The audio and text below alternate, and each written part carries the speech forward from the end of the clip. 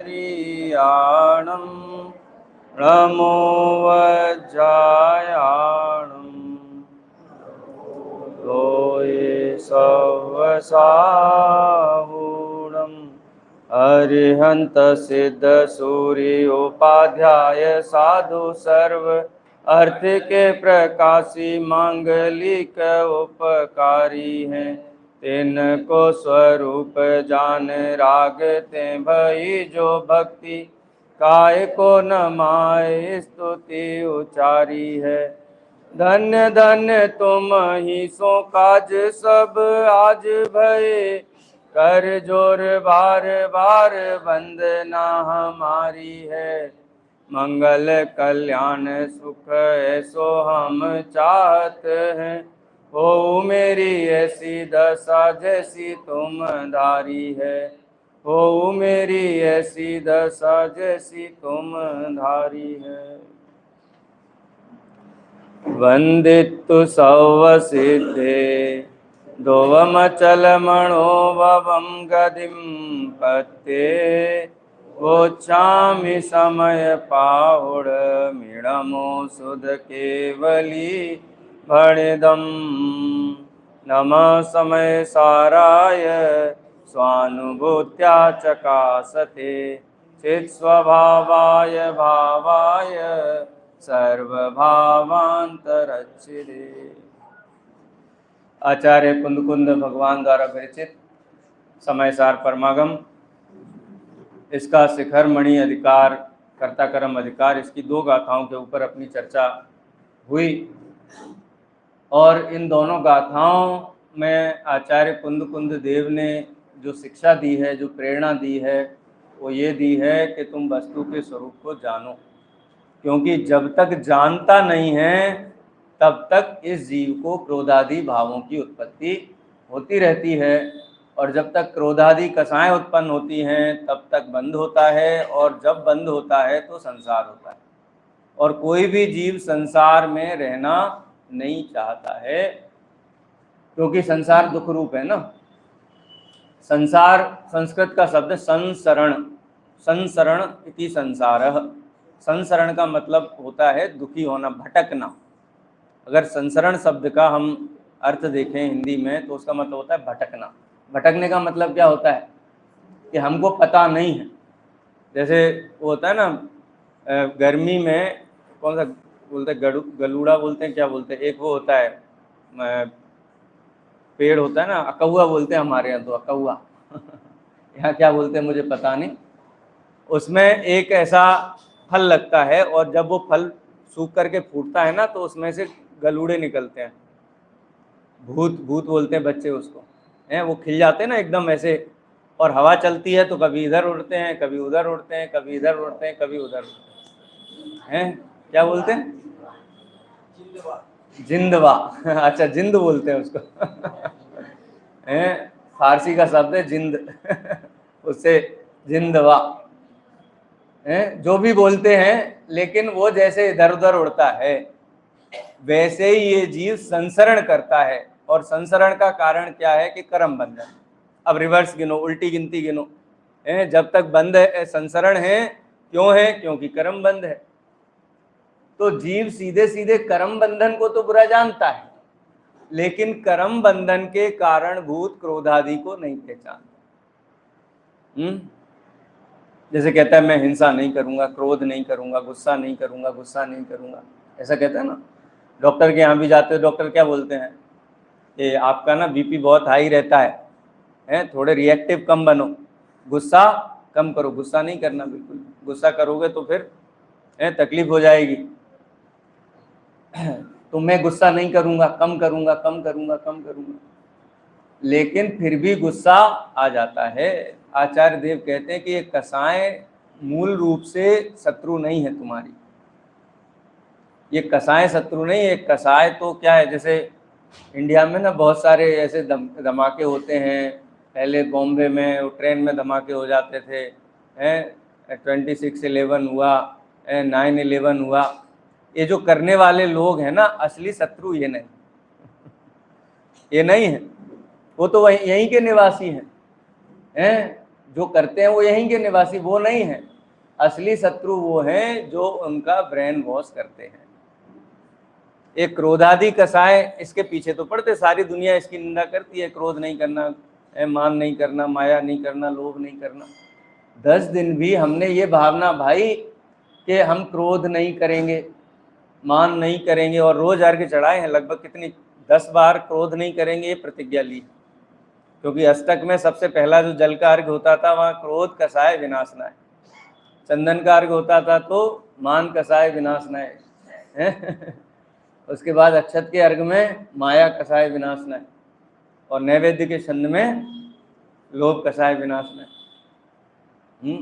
हमने प्रतिज्ञा ली, लेकिन ये कसाएं फिर भी उत्पन्न होती रहती हैं, जैसी की तैसी बनी रहती है। इनका क्या कारण है? तो आचार्य देव ने सिंपल एक फॉर्मूला बताया है। ये जो धमाके होते हैं ये करने वाले कितने भी पकड़ लो, हजारों पकड़ लो, लाखों पकड़ लो, जेल में डाल दो, कोर्ट का समय खराब कर लो, सब कर लो आप, लेकिन ये कभी बंद होगा नहीं, क्योंकि ये जहाँ से ये पैदा होते हैं जो इनको प्रेरित करते हैं वो सोने के महलों में रहते हैं, करोड़ों अरबों रुपए में खेलते, व्यापार है, पूरा बिजनेस है, ये आपको पता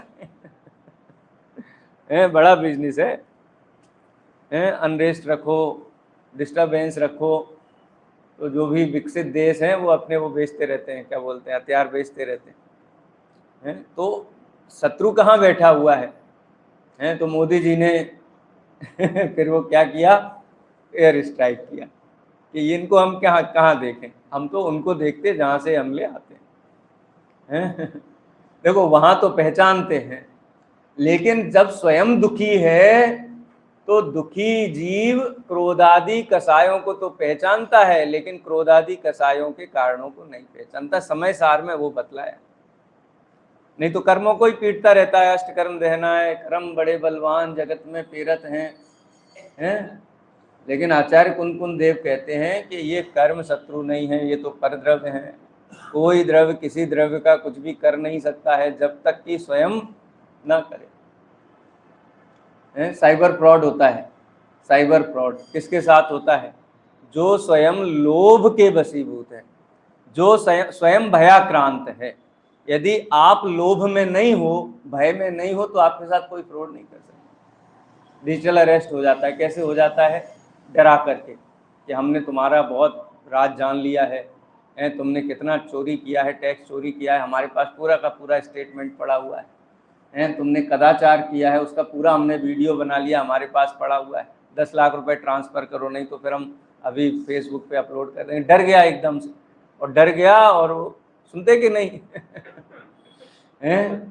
फलाना फलाना लिंक भेजा है, वो लिंक पे आप क्लिक करो तो आपको 10 करोड़ की लॉटरी है, वो आपके अकाउंट में आ जाएगी। फटाफट लिंक क्लिक कर देता है। एक हमारे मित्र हैं, प्रोफेसर हैं यहीं गुजरात यूनिवर्सिटी में, उनको फ़ोन आया कि BSNL का आपका सिम है तो वो रिवैलिडेट करना है, KYC करना है आपको। वो 1-2 दिन पहले ही BSNL ऑफिस में गए थे कुछ काम करवाने के लिए, तो उनको एक होता है ना, एक चेन बन जाता है, और वो भी ट्रैक कर लेते हैं। तो उनको बोला कि आप ना फटाफट ये कर लीजिए, आपका KYC कर लीजिए, और 10 रुपीज़ आपको ट्रांसफ़र करना है उसमें। तो वो पढ़ा रहे थे क्लास में, कुछ काम दिया होगा स्टूडेंट्स को, तो 2 मिनट थे, तो उन्होंने बोला कि ये काम निपटा लेता हूँ। तो बोले कि हाँ कैसे करना है बताओ। तो बोले हम आपको एक SMS भेज रहे हैं, उस पर लिंक पे दबा दो। उन्होंने लिंक पे दबाया तो BSNL का एज इट इज़ लोड हो गया, बिल्कुल वैसा ही ऐप।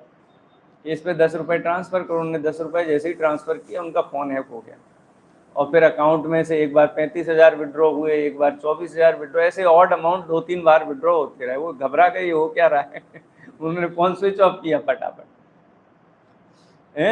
माने आपका अज्ञान, आपकी असावधानी, यू हैव टू पे फॉर दैट। आचार्य कुंद देव ने यहाँ पर सावधान किया। क्या सावधान किया? वस्तु का स्वरूप जानो, क्योंकि सारी की सारी गड़बड़ बिना जाने ही है। क्रोधादि कसाएं उत्पन्न क्यों होती हैं?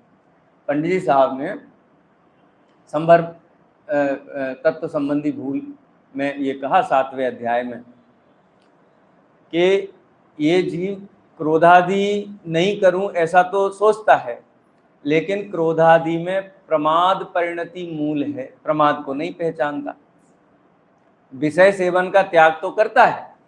अभी 10 लक्षण चलते हैं, कितना हम मर्यादित जीवन जीते हैं, कितनी हम मर्यादाएं कर लेता है, ऐसा नहीं करेंगे, ऐसा नहीं करेंगे, ऐसा नहीं करेंगे, रात्रि को चारों आहार का त्याग है, और जमीकन तो छोड़ो, मसाले भी, आटा भी हम मर्यादित लेंगे, और इन मर्यादाओं का पालन कड़ाई से करते हैं 10 दिन। अच्छा, 10 दिन मर्यादाओं का वास्तविक पालन हुआ है कि नहीं हुआ है, अगर ये चेक करना हो तो 11वें दिन आप देख लो। अगर 11वें दिन ये मर्यादाएं नहीं है तो 10 दिन मर्यादाओं का पालन नहीं हुआ। ये पंडित साहब कहते हैं, वो कहते हैं विषय सेवन में अभिलाषा मूल है। यदि अभिलाषा है और विषय सेवन नहीं है तो आपको संबंध नहीं है, आपको आश्रम बंध चालू है, लेकिन बाहर में विषय त्याग करके और अंदर में अभिलाषा बनी रहे तो कहते विषय का त्याग कहाँ हुआ, विषय का त्याग नहीं हुआ। आचार्य देव ने इसी बात पर कुठाराघात किया। यहाँ क्या कहते हैं, एक बार गाथा पाठ फिर से करते हैं, आज तो 20 मिनट ही लेना है। मतलब ये गाथाएं एकदम हमको याद होनी चाहिए। ये गाथाएं आपके मोक्ष मार्ग को प्रशस्त करने के लिए, क्या बोलते हैं, डायरेक्शन आपके लिए वो है, गूगल मैप के समान, किधर जाना है। ये जो भी दुख होता है, कसाएं उत्पन्न होती हैं, इनको उपशमित करने के लिए, जीवन में जो भी पाप प्रवृत्तियां होती हैं उनको नियंत्रित करने के लिए एक ही काम करना है, वो आचार्य देव ने यहाँ बताया। गाथा पाठ करेंगे।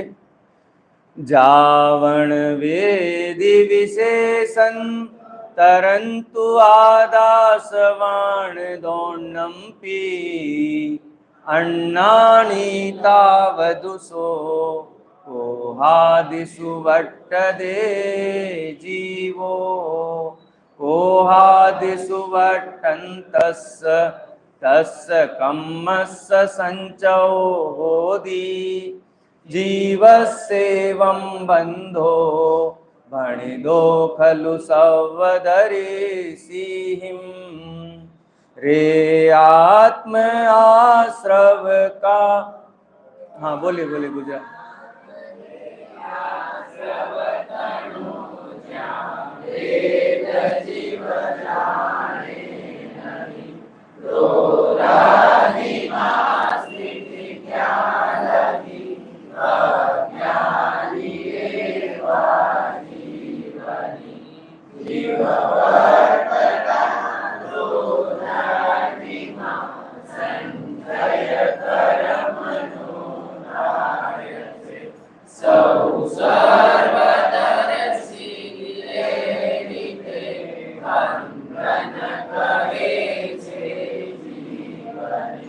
सर्वज्ञ भगवान जीव को बंधन क्यों है, जीव को दुख क्यों है, तकलीफ क्यों है, उसका कारण एक अज्ञान भाव को बताते हैं।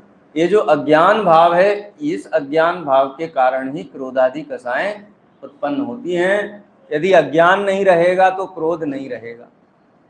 देखो, छद्मस्त ज्ञानी जीव को क्रोधादि कसायों से भेद विज्ञान है, ये मैं नहीं हूँ, होती हुई क्रोधादि कसायों से भी भेद विज्ञान रखते हैं। इसीलिए क्या होता है कि उनकी कसायों का जो वासना काल है वो बहुत लंबा नहीं होता।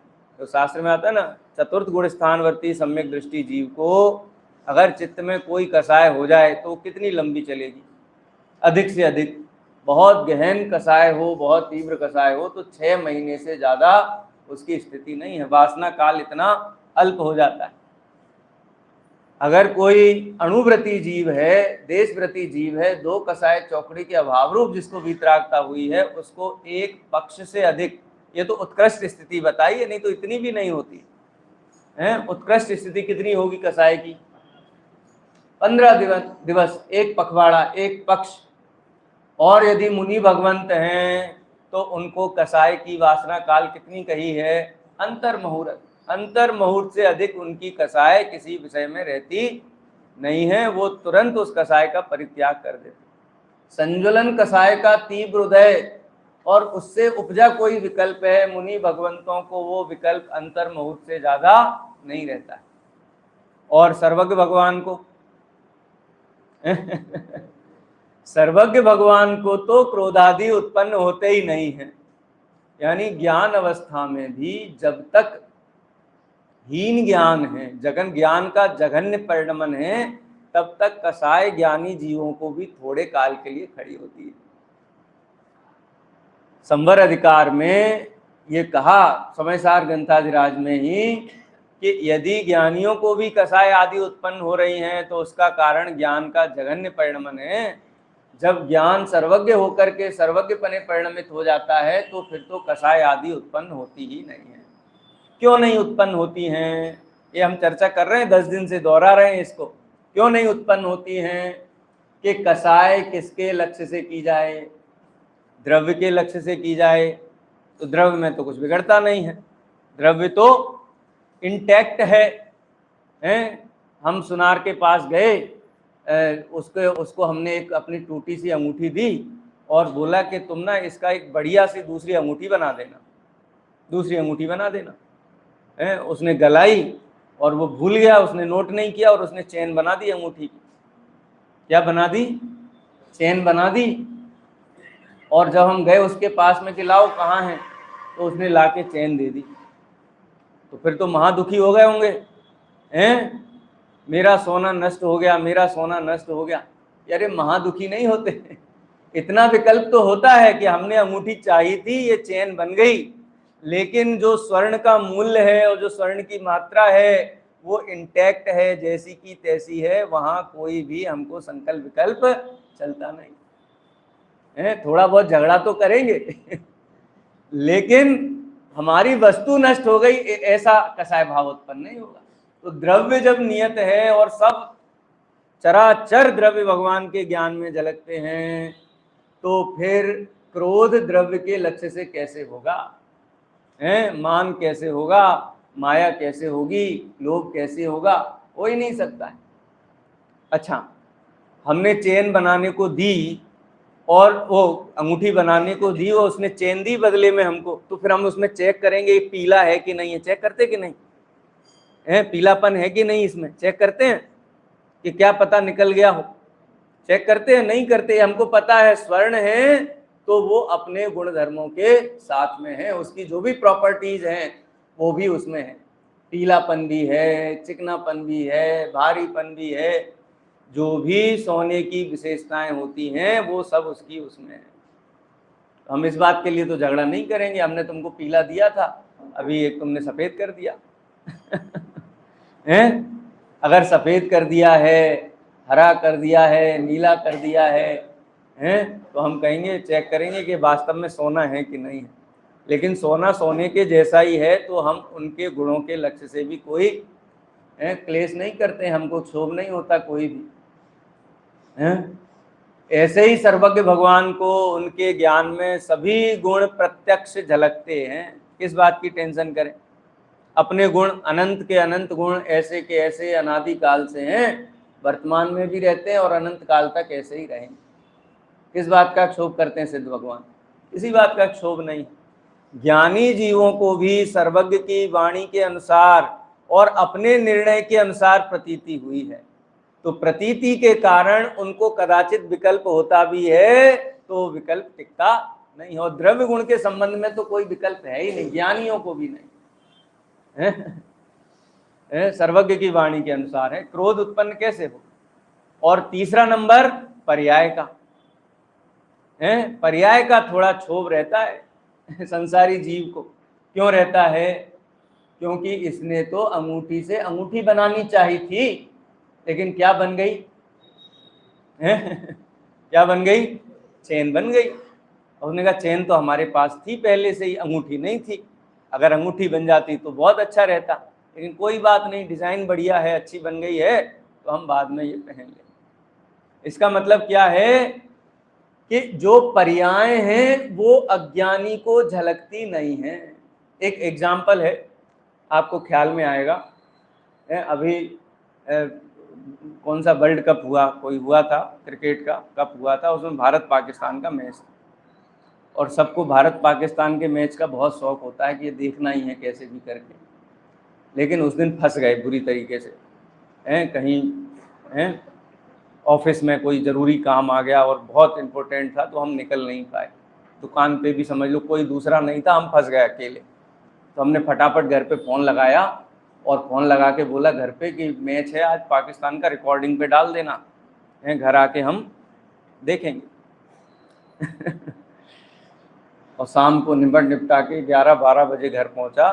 बोले रिकॉर्डिंग हुई है? बोले हाँ हुई है। बोले वो इंडिया तो जीत गई। बोले वो जीत गई, वो ठीक है, रिकॉर्डिंग लगाओ। और रिकॉर्डिंग देख रहा है। रिकॉर्डिंग में सबसे पहले वो कौन सा रोहित शर्मा खेलने के लिए आया और पहली बॉल पे ही उसने कैच दे दिया, आउट हो गया हैं।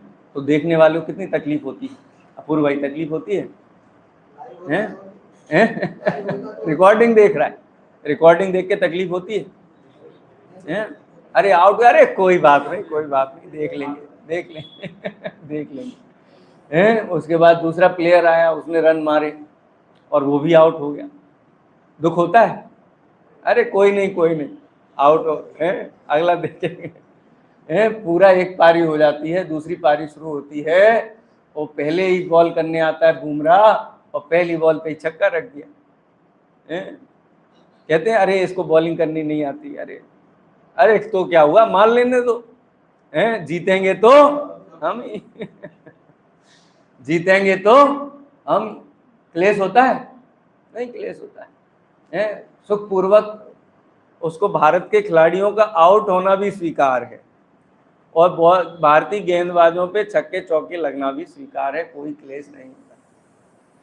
मान लो कि उस दिन एकदम फ्री था और मैच शुरू से ही देखने के लिए बैठ गया है, रिकॉर्डेड नहीं है, लाइव चल रहा है, वो पहली बॉल पे आउट हो जाए, फिर देखो प्रतिक्रिया एकदम से ऐसा कि जैसे अपना सर्वस्व छिन गया हो, आज तो गई इंडिया, खेलना नहीं आता है, गुस्से में टीवी बंद कर देता है। ये प्रतिक्रियाएं बदलती क्यों हैं? क्यों बदलती हैं प्रतिक्रियाएं? ये छद्मस्त अवस्था में जीव को वस्तु संपूर्णपने ज्ञान में झलकती नहीं है। सर्वज्ञ भगवान को तो समस्त पर्याय रिकॉर्डिंग मैच है। प्रवचन सार की 36वीं-37वीं नंबर की गाथा है ना कि जो पर्याय प्रलय को प्राप्त हो गई हैं और जो पर्याय अभी तक उत्पन्न नहीं हुई हैं, असंजात हैं, सभी पर्याय भगवान के ज्ञान में कैसी झलकती हैं? प्रत्यक्षवत वर्तमानवत झलकती हैं। यदि वर्तमानवत न झलकें तो आपको सर्वज्ञ कौन कहेगा? आपके ज्ञान को दिव्य कौन कहेगा? बोलो सर्वज्ञ भगवान किस बात का क्लेश करें? रोहित शर्मा आउट हो गया इस बात का क्लेश करेंगे? बोलो आदिनाथ भगवान के ज्ञान में भावी 23 तीर्थंकर झलक रहे हैं, भावी 23 तीर्थंकर झलक रहे हैं। और उनका ही प्रपौत्र मारीची का जीव है, वहां से तो चय करके वो भवनवासी देव हुआ, फिर भवनवासी से देव से घूमता घूमता अनेक पर्याय धारण करता हुआ इतर निगोद में चला गया। बोलो आदिनाथ भगवान किस बात का दुख करें कि हमारा प्रपौत्र, इसको तीर्थंकर बनना है 24वां, पर अभी कहाँ पड़ा हुआ है? इतर निगोद में पड़ा हुआ है। तो बहुत दुखी होते होंगे हैं?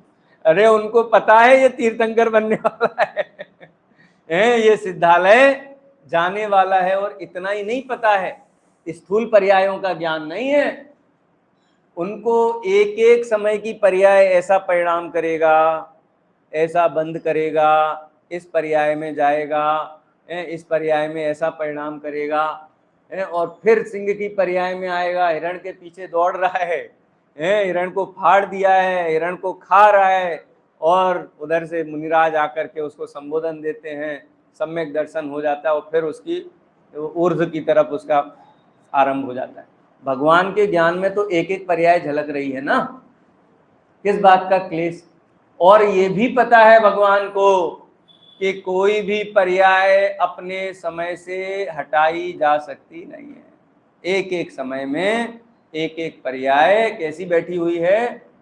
सुमेरु पर्वत की जैसी अचल बैठी हुई। है। जैसे द्रव्य सत है ना, पर्याय भी सती है।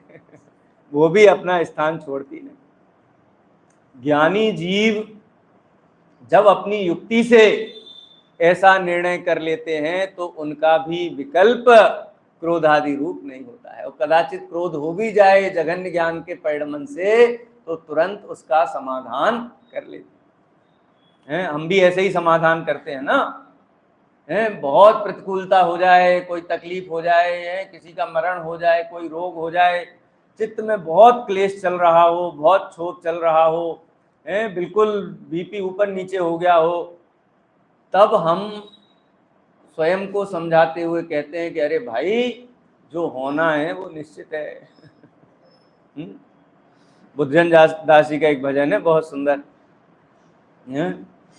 हमको कछु भय नारे जान लियो संसार, हमको कछु भय नारे जान लियो संसार, जाकरि जैसे जाहि समय में जो होवत जा द्वार, सो बनी है टरि है कछु नाही कर लीनो निर्धार, हमको कछु भय नारे जान लियो संसार।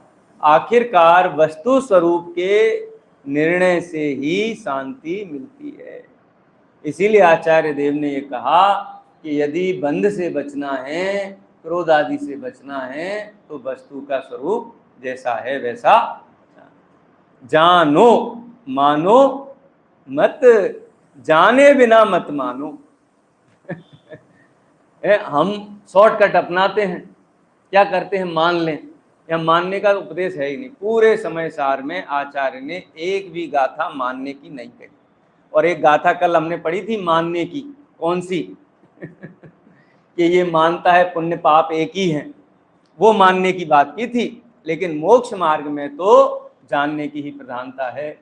अधिक से अधिक अभ्यास करें, अपनी सगी आंखों से, सगे हाथों से, सगी बुद्धि से शास्त्र रख करके आचार्यों ने जो रहस्य बताया है वस्तु स्वरूप का, वो पढ़ें। जब तक नहीं पढ़ेंगे तब तक काम होगा नहीं। गुरुदेव श्री ने 40-40 वर्षों तक, 45 वर्षों तक यही हमको समझाया कि शास्त्र पढ़ो, क्रम से पढ़ो, आद्योपांत पढ़ो, वस्तु स्वरूप का परिचय प्राप्त करो। जितना जितना परिचय में आएगा उतना उतना मिथ्यात्व मंद होता जाएगा, और हम सभी इस मिथ्यात्व शत्रु का नाश करें, इसी भावना के साथ विराम।